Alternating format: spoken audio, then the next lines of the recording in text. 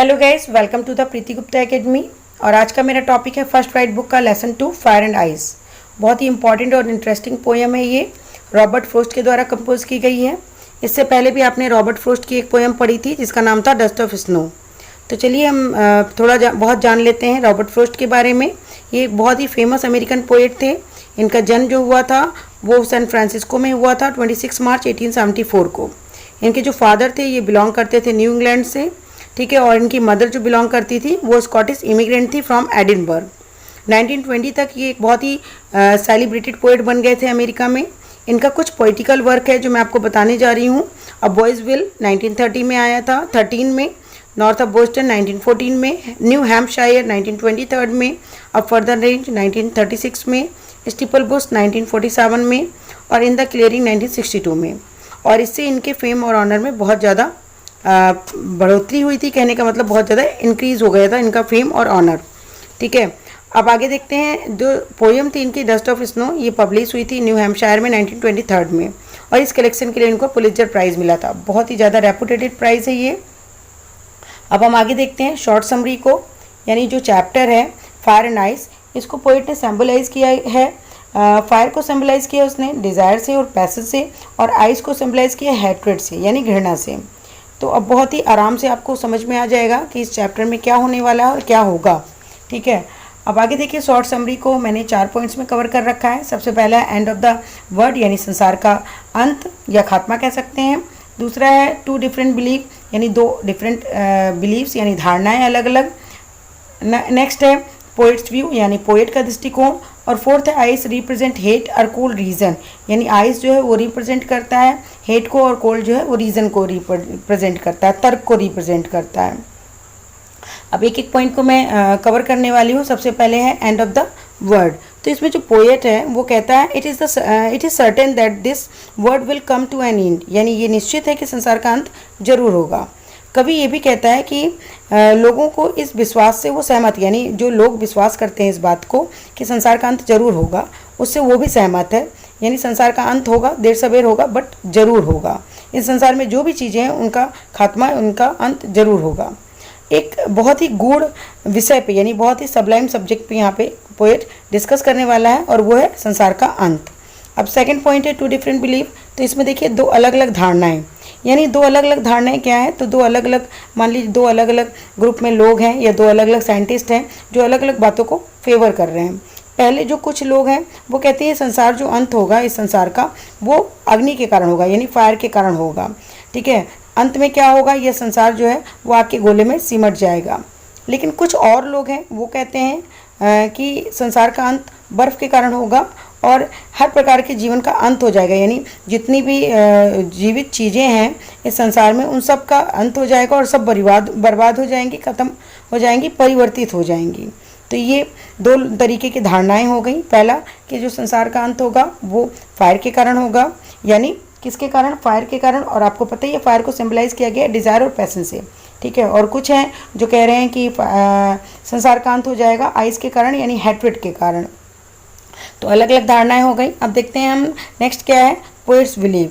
तो देखिए पोएट का क्या बिलीव है। अब पोएट का दृष्टिकोण क्या है, तो जो पोएट है वो पक्ष लेता है, यानी फेवर करता है इस विश्वास करने वालों का जो कहते हैं संसार का अंत हो जाएगा किसके कारण, फायर के कारण।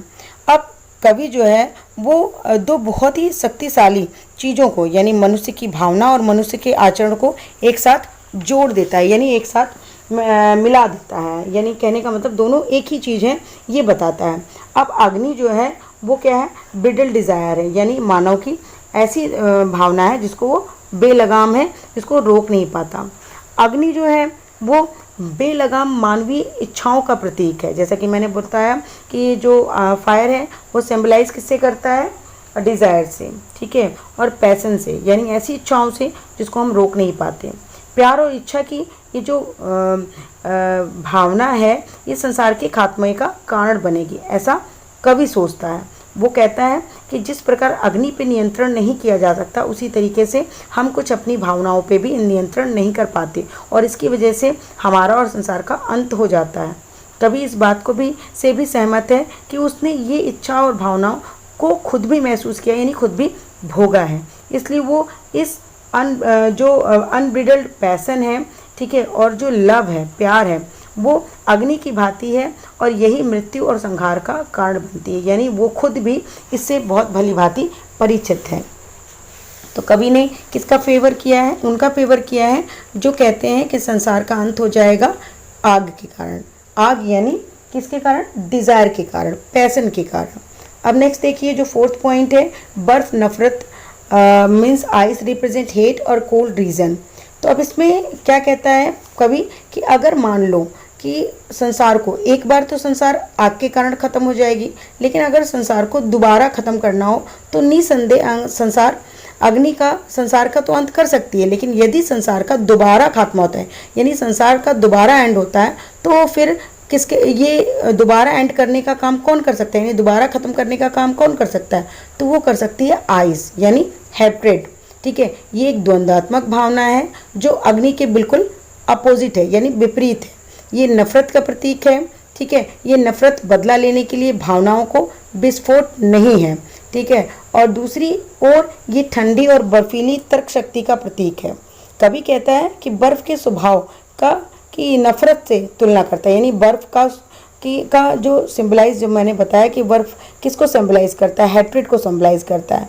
तो कवि कहता है मनुष्य के अंदर इतनी ज़्यादा हैट्रेड हो जाती है कि उसका जो दिमाग होता है वो सुन्न हो जाता है। ठीक है, उसकी सोचने समझने और तर्क की शक्ति भी खत्म हो जाती है। उसके अंदर इतनी ज़्यादा नफरत पैदा हो जाती है कि वो बिल्कुल ही संवेदनहीन हो जाता है, इमोशनलेस हो जाता है, और नफरत से उसका दिमाग एकदम सुन्न हो जाता है। ठंडे विचार, तर्क शक्ति उसे इस कदर संवेदनहीन कर देते हैं, यानी इमोशनलेस कर देते हैं कि वो बहुत ज़्यादा निर्दयी बना देते हैं उसे। इसलिए कवि सोचता है कि बर्फ या घृणा इस संसार के विनाश का एक महान कारण बन सकती है। ठीक है, अब बर्फ या नफरत इस संसार का अंत लाने के लिए काफ़ी है। अब कवि ने क्या कहा? कवि ने पहले फेवर किया कि जो संसार है उसका अंत हो जाएगा किसके कारण? फायर के कारण, यानी ह्यूमन डिज़ायर के कारण और पैसन के कारण। लेकिन सेकंड टाइम अगर पृथ्वी को, अगर संसार को नष्ट होना पड़े तो उसका रीज़न क्या बनेगा? आइस बनेगा। और यानी आइस को क्या सिंबलाइज किया गया? हैट्रेड से सिंबलाइज किया गया। इस तरीके से संसार का अंत हो जाएगा। ये कवि का दृष्टिकोण है और बहुत अच्छी तरीके से रिप्रेजेंट किया है रॉबर्ट फ्रोस्ट ने इन दोनों धारणाओं के, इन दोनों बिलीव्स को। अब देखिए बहुत सारे क्वेश्चन बन सकते हैं इसमें। सबसे पहले क्वेश्चन अगर बन जाए, व्हाट डू सम पीपल से, यानी क्या कहते हैं कुछ लोग? तो कुछ लोग ये कहते हैं संसार का अंत किससे हो जाएगा? फायर से हो जाएगा। और फिर अगर क्वेश्चन बनता है व्हाट डू अदर्स से, यानी कुछ अन्य लोग क्या कहते हैं? तो कुछ अन्य लोग ये कहते हैं कि संसार का अंत आइस के कारण हो जाएगा, यानी आइस आपको पता है ये सिंबलाइज करता है हैट्रेड का, उसके कारण हो जाएगा। ठीक है, अब home does the poet support? Poet किसको सपोर्ट करता है? तो पोएट किसको सपोर्ट कर रहा था? तो पोएट सपोर्ट कर रहा था जो ये बात कह रहे थे कि जो संसार है उसका अंत फायर के कारण होगा। और अब नेक्स्ट जैसे क्वेश्चन आ जाए what has to perish twice, यानी दोबारा कैसे नष्ट होगा? तो दोबारा अपने को मैंने इस पोएम में बताया कि फर्स्ट टाइम तो फायर के कारण हो जाएगा, यानी ह्यूमन डिज़ायर और पैशन के कारण संसार का अंत हो जाएगा। लेकिन अगर दोबारा संसार का खात्मा होना हो तो उसका रीज़न बनेगा आइस, यानी हैट्रेड। तो इस तरीके से क्वेश्चन आ सकते हैं। बहुत इंपॉर्टेंट ये सारे क्वेश्चन हैं। आप एक बार चैप्टर को ज़रूर रीड करिए। आई थिंक आपको मेरा ये एक्सप्लेनेशन समझ में आया होगा, और अगर समझ में आया है तो प्लीज़ आप शेयर करिए, लाइक करिए, कमेंट करिए। और अगर कोई भी प्रॉब्लम बीच में हो रही है किसी भी लाइन में पढ़ते समय, या कुछ भी ऐसा लग रहा है जो समझ में नहीं आ रहा है, तो आप कमेंट करिए, मैं रिप्लाई ज़रूर करूँगी। और आप अगर न्यू व्यूवर हैं तो प्लीज़ मेरे चैनल को सब्सक्राइब करिए और बेल आइकन ज़रूर प्रेस करिए, जिससे नोटिफिकेशन आपको टाइमली मिलता रहे। Keep learning, keep practising. Thank you.